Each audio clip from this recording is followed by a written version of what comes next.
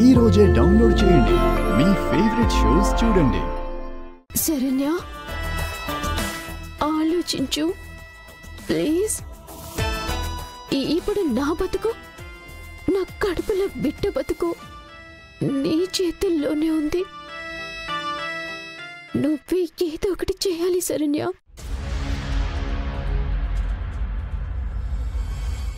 ఏదో ఒకటంటే ఏం చేయాలక్క? నా పరిస్థితి కూడా నువ్వు చూస్తున్నావు కదా. వీళ్ళంతా నేను ప్రెగ్నెంట్ అని సంతోషంగా ఉన్నారు. ఈ సంతోషం స్టార్టింగ్లోనే నిజం చెప్పేస్తే చిన్న పొరపాటుగా విషయం సాల్వ్ అయిపోతుంది. ఇదే మాట నేను ఇంకా ఆలస్యం చేస్తే తర్వాత చాలా పెద్ద ప్రమాదం అయిపోతుంది.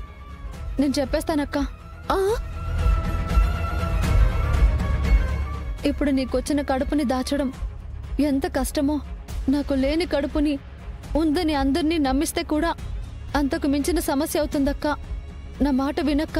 నువ్వనేది కూడా కరెక్టే శరణ్య, కానీ అది ఇప్పుడే చెప్పొద్దు. కొద్ది రోజులు ఎలాగోలాగా మేనేజ్ చేద్దాం. నా కడుపులో పిండం బలపడి ఆపరేషన్కి వీలు కాకుండా అవుతుంది కదా. అప్పుడు ఎలాగోలా ఈ సమస్యని క్లియర్ చేసుకోవటానికో దారి దొరుకుతుంది.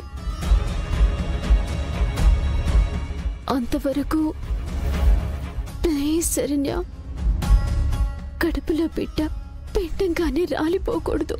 దీన్ని ఊపిరి పోసుకొనివ్వు శరణ్య, ప్లీజ్ శరణ్య.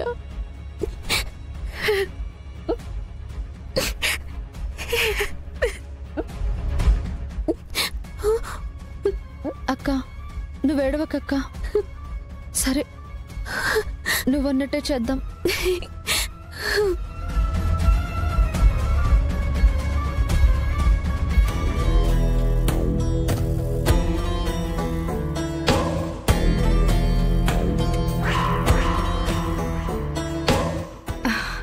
ఏందమ్మే నువ్వు చేసే స్క్రీనింగ్ ప్లే ఏటి నుంచి ఏడు తిరుగుతూ ఉండదో అసలేం అర్థమే సావట్లేదమ్మే. ఏడ నీకు కడుపు లేదు, ఆ శరణ్యకి కడుపు లేదు.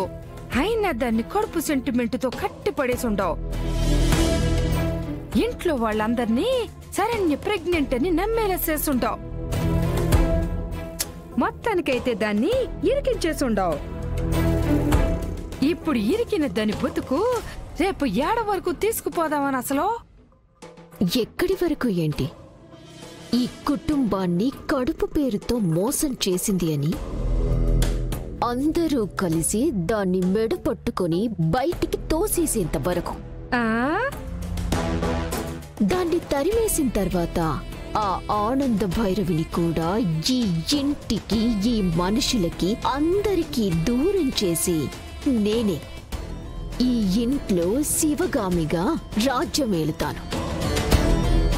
నా మాటే శాసనమనే స్థాయిలో కూర్చుంటాను.